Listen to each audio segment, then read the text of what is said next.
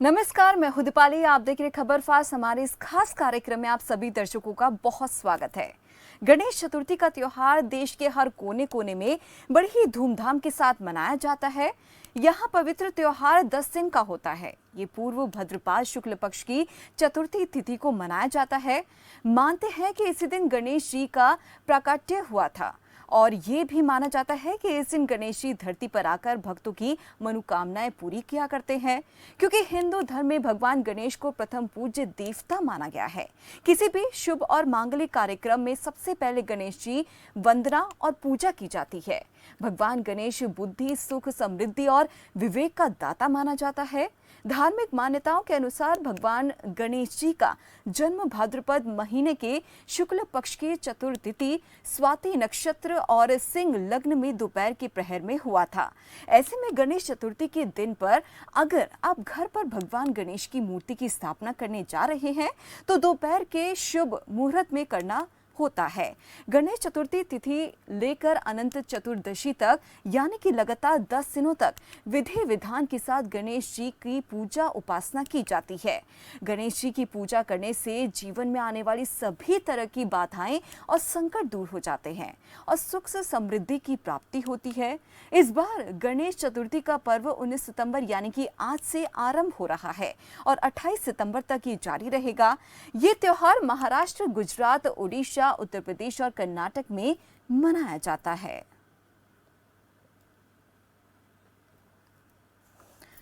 और वहीं इस त्योहार को कैसे मनाएं, क्या पूरा विधि विधान है, इसी को जानने के लिए हमारे साथ दो मेहमान आज जुड़ गए हैं। सबसे पहले मैं आपको रूबरू करवा दूं। सबसे पहले पंडित कृष्णकांत कुलकर्णी जी हमारे साथ जुड़ गए। सर, बहुत बहुत स्वागत है खबर फास्ट पर आपका। और महामंडलेश्वर लक्ष्मण दास जी हमारे साथ जुड़ गए हैं। आप दोनों का बहुत बहुत स्वागत है खबर फास्ट पर। जी, महामंडलेश्वर जी की तरफ सबसे पहले मैं रुख करना चाहूंगी। सर, आपसे जानना चाहेंगे, देश भर में गणेश चतुर्थी जो है बड़ी ही धूमधाम के साथ मनाई जाती है और आज से इसका आरंभ भी हो रहा है, लेकिन बहुत लोग ये नहीं जानते कि किस तरीके से मनाना चाहिए, क्या कुछ महिमा है गणेश चतुर्थी की, तो जरा हमारे दर्शकों को बताएं। नमस्कार, आप सबको सुप्रभात। आज बहुत ही सुंदर मंगलमय दिन है। मंगल के कर्ता और काफी समय के बाद मंगल दिन को ही आज चौथ है, जो भगवान श्री गणेश जी का प्रागट्य दिन माना जाता है।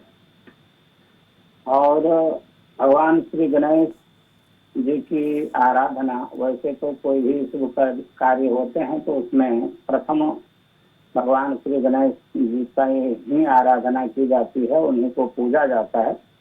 लेकिन इस भाद्रपद के 10 दिन में आज से प्रारंभ होने वाले भगवान श्री गणेश जी की पूजा जो 10वें दिन इनकी कथा पूरी होगी, एक नवरात्रि की तरह होता है।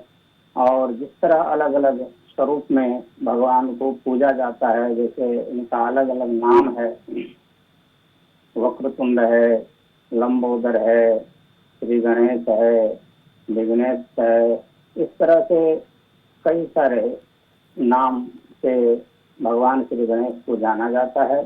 भगवान श्री गणेश को जब भी हम पूजन करते हैं तो इसमें देखा जाए तो शुभ चौघरिया में इनकी स्थापना करनी चाहिए और इनके पूजन विधि अलग अलग प्रकार से हैं। जैसे हमारे शास्त्रों में पंचोपचार, राज्योपचार, षोडशोपचार पूजन बताए गए हैं। तो विधि विधान से भगवान श्री गणेश को लाल फूल और कुछ अक्षत पहले रख करके उस पर मूर्ति को स्थापित करना चाहिए। फिर दुर्वा और भगवान श्री गणेश को अतिशय प्रिय है मोदक, लड्डू, इन सब चीजों से भोग धराना चाहिए। और पंच अमृत जिसको कहा जाता है, गाय का दूध, गाय का घी, गाय की दही और गाय का घी अमृत के समान माना जाता है। इसमें गंगाजल और पुष्प आदि सब मिक्स करके और भगवान श्री गणेश को दोनों हाथ जोड़ करके शुभ आसन पर, शुद्ध पवित्र आसन पर बैठ करके और रिद्धि सिद्धि बुद्धि के दाता हैं, इसलिए खास करके विद्यार्थी वर्ग को भी और जो कामकाजू लोग हैं उन सबको भी भगवान श्री गणेश को सच्चे मन से वहाँ स्थापना करना चाहिए। पूजा दो प्रकार की है, एक साक्षात्कार पूजा है और एक मानसिक पूजा है। तो सर्वोपरि मानसिक पूजा बताई गई है, इसलिए मन से खूब भगवान श्री गणेश की आराधना करनी चाहिए। भगवान श्री गणेश की आराधना करने के साथ साथ एक साथ ही हमको बुद्धि और रिद्धि सिद्धि की प्राप्ति होती है, साथ में मां अन्नपूर्णा और भगवान शिव की भी कृपा हमें प्राप्त होती है। इसलिए भगवान श्री गणेश का ये वर्ष में एक बार नवरात्र के तौर पे इसको लिया जाता है और यहाँ से हमारे व्रतों का और उत्सवों का श्री गणेश होता है और शुभारंभ होता है। इसलिए भगवान श्री गणेश को इस भाद्रपद में इस समय कहा जाता है कि ये एक अशुभ महीने के तौर पे इसको देखा जाता है, शुभ कार्य नहीं किया जाता है, इसलिए शुभ कर्ता और विघ्न हरता दोनों भगवान श्री गणेश को कहा गया है और इनकी पूजा इस महीने में होती है और सारे हमारे जीवन से जितने अमंगल हैं, जितनी अशुभता है, इन सब का नाश करते हैं और हमारे जीवन में मंगल और शुभता का जो है प्रादुर्भाव होता है और भगवान श्री गणेश की कृपा से हमें सारी सिद्धियां और आरोग्य सब कुछ हमें प्राप्त होता है। इसलिए भगवान श्री गणेश के श्री चरणों में कोटि कोटि वंदन करते हैं और समस्त देश में, संपूर्ण भारत में और भारतीयता जहाँ कहीं भी है पूरे विश्व में, वो हर जगह भगवान श्री गणेश की खूब धूमधाम से पूजा अर्चन और इनकी महिमा गाई जाती है। आज का दिन बहुत शुभ है और आज के दिन पूरे देश में हर गली मोहल्ले में, हर घर में भगवान श्री गणेश की पूजा होती है और आज शुभारंभ है और आज से आने वाले 10 दिन तक खूब धूमधाम से भगवान श्री गणेश की पूजा की जाएगी। समस्त देशवासियों को भगवान श्री गणेश की कृपा प्राप्त हो, ऐसी मंगल कामना हम करते हैं। जी चलिए पंडित जी का रुख कर लेते हैं। कृष्णकांत कुलकर्णी जी भी हमारे साथ जुड़े हैं। सर बहुत बहुत स्वागत है खबर फास्ट पर आपका। सर मेरा सवाल आपसे ये है कि बप्पा की पूजा अर्चना करने से, उनकी उपासना करने से किस तरीके के लाभ जो है वो मिलते हैं किसी भी व्यक्ति को? नमस्ते। गणेश जी की उपासना करने से प्रथम बुद्धि जो रहती है वो तीक्ष्ण हो जाती है जी। जो हमारी बुद्धि है, जो विचार करते हैं हम, वो सकारात्मकता आ जाती है उसमें। उसका नाम ही बोला है कि त्वम मूलाधार स्थितोऽसि नित्यम। जो हम गणेश जी की आराधना करते हैं, आराधना करते वक्त हम जो अक्षरशः पाठ पठन करते हैं उसमें बोला है जो मूल है, जो मूल से यहाँ आगे जो बुद्धि आने वाली है, हमको सकारात्मकता आनी चाहिए बुद्धि से। हम जो सोचते हैं, हम जो विचार करते हैं, हम जो पढ़ाई करते हैं, तो उसी वक्त हमको अच्छी बुद्धि आनी चाहिए। इसलिए हम गणेश जी की आराधना करते हैं। और जो भी हम कार्य करते हैं, कार्य मतलब विद्यारंभे विवाहे च प्रवेशे निर्गमे तथा संग्रामे संकटे चैव विघ्नस्तस्य न जायते। मतलब हम विद्या ग्रहण कर रहे हैं तभी हमको गणेश की आराधना करनी है। हम कहीं संकट में हो तो गणेश जी की आराधना करनी है हमको। हम कहाँ प्रदेश गमन कर रहे हैं तभी हम गणेश जी की आराधना कर सकते हैं। उसमें जो भी संकट है, जो भी भय है, सभी से हम मुक्ति पाते हैं। इसलिए हम हमारे शास्त्रों में गणेश जी की आराधना ज्यादा करनी चाहिए। और कलयुग में कलौ चंडी विनायको, ऐसा भी एक संस्कृत श्लोक है कि कलयुग में हम गणेश जी की और दुर्गा की पूजा करेंगे तो हमारी सब विजयता प्राप्त मिलेंगे, ऐसा बताया गया है। जी पंडित जी, मेरे एक सवाल आपसे और है कि आज के दिन शुभ मुहूर्त क्या रहेगा, कितने बजे से जो है स्थापना की जा सकती है बप्पा की घर में? आज का जो मुहूर्त है, गणेश चतुर्थी के दिन, जो कि सूर्योदय के समय जी। जो भी तिथि रहती है वो हम पूरी दिन ग्रहण कर सकते हैं संकट चतुर्थी के लिए, उपासना के लिए और गणेश जी स्थापना के लिए।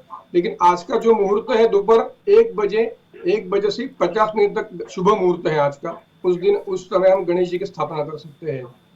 जी। पंडित जी, एक सवाल मेरा आपसे और है कि जैसे हम कहते हैं सालों से ये प्रथा कह सकते हैं जो चली आ रही है कि 10 दिन बप्पा को घर में रखने से सुख शांति जो है हमेशा बनी रहती है, तो ये 10 दिन का ही क्यों टारगेट लेके चलें कि 10 दिन ही रखना बहुत ज़्यादा ज़रूरी है? क्या इससे ज़्यादा हम लोग बप्पा को अपने घर पर नहीं रख सकते? नहीं, 10 दिन है, ग्रंथों में लिखा है कि ये गणेश का नवरात्र है 10 दिन का, जो चतुर्थी से प्रारंभ होता है और चतुर्दशी के दिन समाप्त हो जाता है। लेकिन कुछ जगह में 1.5 दिन का गणपति रहते हैं, 1.5 दिन में गणपति स्थापन करते हैं, कुछ जगह में 5 दिन गणेश स्थापना करते हैं, किसी जगह पे 7 दिन लोग स्थापना करते हैं। लेकिन जो शास्त्रों में लिखा है वो पूरा 10 दिन, मतलब चतुर्थी से चतुर्दशी तक गणेश जी की आराधना करनी है। उसके हम जो नवरात्र 9 दिन करते हैं, ओके, उसके बाद में दिवाली के दिन हम 4 दिन दिवाली मनाते हैं। उसी तरह से गणेश जी की हम 10 दिन पूजा करनी है। जो 10 अवतार बोले जाते हैं वैसे 10 दिन माने गए हैं। इसलिए हम गणेश जी की स्थापना, गणेश जी की आराधना और गणेश जी की पूजा 10 दिन करनी चाहिए। और कुछ लोग ऐसे भी हैं जो मान्यता रखते हैं, जैसे 4 दिन के लिए गणपति जो है वो घर आएंगे, 3 दिन के लिए आएंगे, उसके पीछे का क्या महत्व है? महत्व ऐसा कुछ नहीं है, लेकिन जो भी शास्त्रों में लिखा है वो खाली 10 दिन का ही लिखा है, 3 दिन का भी लिखा नहीं है। या अपने मन से कर रहे हैं सब लोग, छुट्टी नहीं रहती है, कुछ प्रॉब्लम रहते हैं, इसलिए हम 3 दिन का करते हैं। लेकिन 3 दिन का शास्त्रों में कहीं पर भी विसर्जन नहीं बताया गया है। जो विसर्जन है वो 1.5 दिन का बताया गया है, उसके बाद में 5 दिन का बताया गया है, उसके बाद में 7 दिन का है और बाद में 10 दिन का। लेकिन जो ग्रंथों में लिखा है, हमारे धर्म सिंधु है, निर्णय सिंधु है, गणेश जी के जो गणेश कथा है उसमें भी 10 दिन का ही लिखा हुआ है। तो मतलब हम कह सकते हैं कि 10 दिन गणपति बप्पा को घर लाएं और पूजा अर्चना दिल से करें, ताकि जो लाभ है पूरी तरीके से इन सभी भक्तों को मिलेगा। चलिए महामंडलेश्वर जी की तरफ रुख कर लेते हैं। महामंडलेश्वर जी, जैसे कि गणपति की आज स्थापना की जाएगी, तो किन किन बातों का ध्यान में रखना बहुत ज़्यादा ज़रूरी है? क्या करना चाहिए, क्या नहीं करना चाहिए? हेलो जी, आपको मेरी आवाज आ रही है?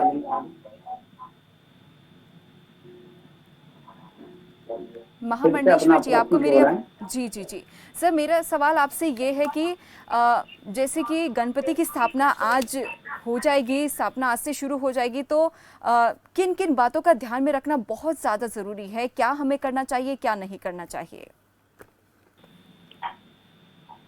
सबसे पहले तो भगवान श्री गणेश वैष्णवानाम यथासंभव भगवान शिव जी को माता पार्वती के पुत्र माने जाते हैं। तो हमें सबसे अधिक ये ध्यान रखना चाहिए कि किसी को भी हमारे द्वारा कष्ट न हो, और ये सुख और समृद्धि, शांति, बुद्धि और विद्या के लिए ये व्रत है। तो इसके लिए सबको अच्छा लगे और सर्व देश का, सर्व जीव का कल्याण हो, इस बात का हमें सबसे ज्यादा ध्यान रखना चाहिए। शरीर के शुद्धि का, आसन के शुद्धि का जरूर ध्यान रखना चाहिए। और जब तक हम पूजा करते हैं तब तक 10 दिन तक हमें ब्रह्मचर्य व्रत का पालन करना चाहिए, ये सर्वाधिक आवश्यक है। और इस समय जब हम पूजा में होते हैं तो इस समय किसी भी प्रकार का मद्यपान, नशा आदि नहीं करना चाहिए। तो इस सब से हमें बचना चाहिए और अपने से अधिक दूसरों के कल्याण के बारे में भगवान श्री गणेश से प्रार्थना करनी चाहिए। इससे हमें अत्यधिक फायदा होता है, क्योंकि हम जब दूसरे के कल्याण के बारे में सोच रहे होते हैं तो हमारा कल्याण अनायास ही होते रहता है। जी, लक्ष्मण दास जी, एक सवाल मेरा आपसे और है कि जब हम पूजा करते हैं गणपति की, तो कौन कौन सी सामग्री जरूर होनी चाहिए उस थाली में?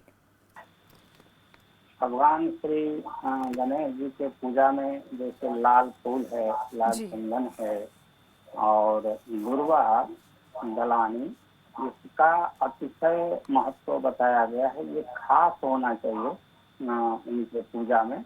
और ये एक प्रकार का घास होता है जिसको इंग्लिश में लॉन भी बोलते हैं। तो ये अवश्य होना चाहिए और इनसे भगवान श्री गणेश अतिशय प्रसन्न होते हैं।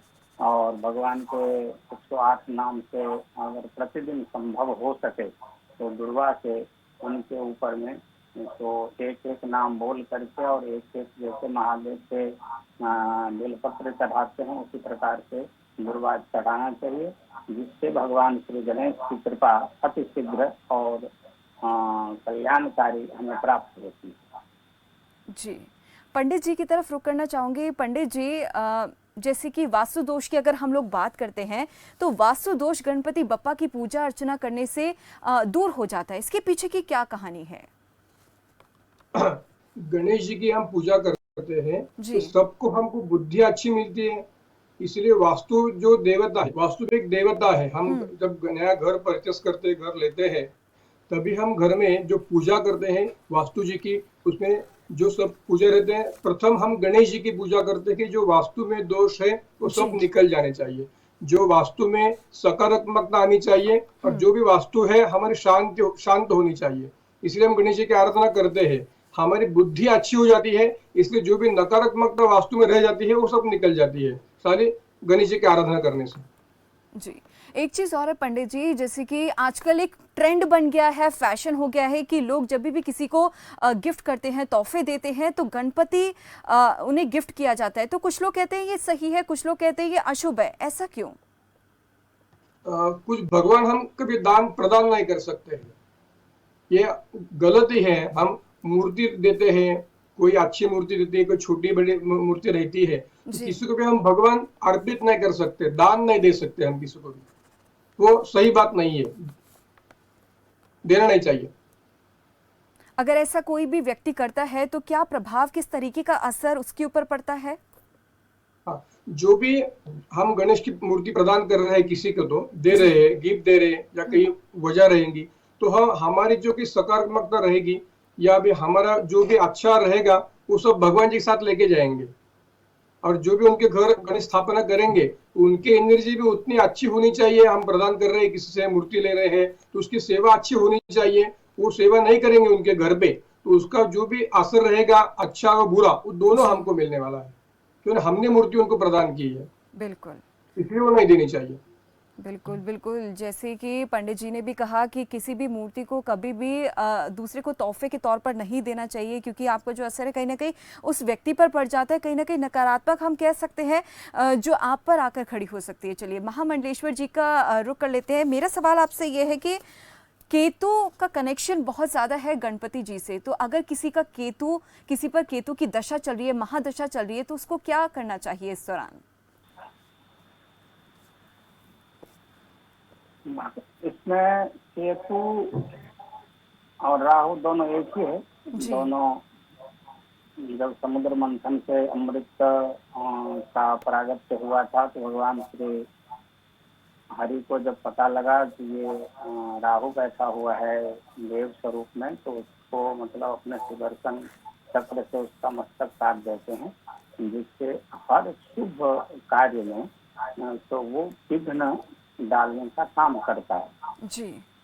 और विघ्नेश्वराय भगवान श्री गणेश को कहा गया है, विघ्नहर्ता है।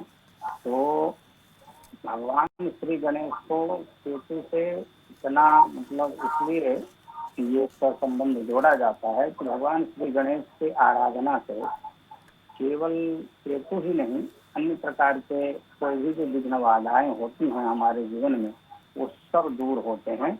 और भगवान श्री गणेश की आराधना करने से केतु की जो कुदृष्टि हमारे ऊपर पड़ती है उससे हमेशा हमेशा के लिए कम से कम साल भर के लिए हम उनके कुप्रभाव से बचते हैं।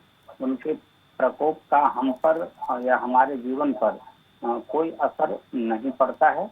और भगवान श्री गणेश के आराधना से जिस धरती पर इनकी 10 दिन पूजा होती है जिस घर में या जिस क्षेत्र में, उस क्षेत्र की सारी विघ्न बाधाएं दूर हो जाती है। वो धरती ऊर्जामान हो जाती है, जी। पवित्र हो जाती है। और जिस तरह से हम सब ने कथा सुना है कि भगवान श्री गणेश और भगवान उनके भाई कार्तिक जी, महादेव ने कहा कि जो 14 भुवन का परिक्रमा करके आएगा प्रथम, वो प्रथम पूज्य माना जाएगा। तो जी। वहाँ भी देखा जाता है कि भगवान श्री गणेश केवल अपने बुद्धि चातुर्य से प्रथम पूज्य बने हैं और उन्होंने अपने माता पिता में ही सर्व ब्रह्मांड का दर्शन किया है और इसी सोच के साथ में अपने माता पिता की प्रदक्षिणा करके और ये सिद्ध किया कि हम प्रथम पूज्य हैं और बुद्धिमान हैं। भगवान श्री गणेश के माता पिता दोनों ने, शिव और पार्वती जी ने आशीर्वाद प्रदान किया है। ठीक उसी प्रकार से इस भाद्रपद में खास करके जिस तरह से भगवान श्री गणेश ने हमको दिखाया लीला करके, तो अपने माता पिता का ध्यान रखना चाहिए, उनका आदर करना चाहिए, उनकी सभी कष्ट को दूर करना चाहिए। और जगत के माता पिता हैं भगवान श्री गणेश, माँ उमा, पार्वती या अन्य नाम से जाने हम भगवान शिव। तो इन तीनों की कृपा हमें प्राप्त हो। जिस तरह से माता पिता को ही सर्वोपरि भगवान श्री गणेश ने माना और हमारी सारी दुनिया, हमारा सारा ब्रह्मांड माता पिता के अंदर होते हैं, ठीक उसी प्रकार से भगवान श्री गणेश की आराधना से हमको ये ज्ञान प्राप्त होता है कि माता पिता का कभी अपमान नहीं करना चाहिए और उनकी सेवा में हमेशा तत्पर रहना चाहिए। ये हमें ज्ञान भगवान श्री गणेश से इस लीला से प्राप्त होता है। और भगवान श्री गणेश राहु के प्रकोप से हर हमेशा हमारी रक्षा करते हैं, बचाते हैं और हमारे जीवन में शुभ और लाभ की प्राप्ति होती है। चलिए, बहुत बहुत धन्यवाद महामंडलेश्वर जी। पंडित जी, आप हमारे साथ जुड़े और कीमती वक्त आपने हमें दिया है। तो जैसे कि महामंडलेश्वर जी और पंडित जी ने बताया कि किस तरीके से गणपति बप्पा की पूजा अर्चना करनी चाहिए, क्या सही मुहूर्त है और क्या क्या बातों का ध्यान रखना बहुत ज़रूरी है। तो इस खास कार्यक्रम के जरिए आपको ज़रूर मदद मिलेगी कि क्या कुछ आज पूरे दिन करना चाहिए और 10 दिन तक किस तरीके से नियम कानून का पालन करना चाहिए। चलिए, फिलहाल के लिए मेरे साथ इस खास कार्यक्रम में बस इतना ही। देखते रहिए खबर फास्ट। दीजिए मुझे इजाज़त। नमस्कार।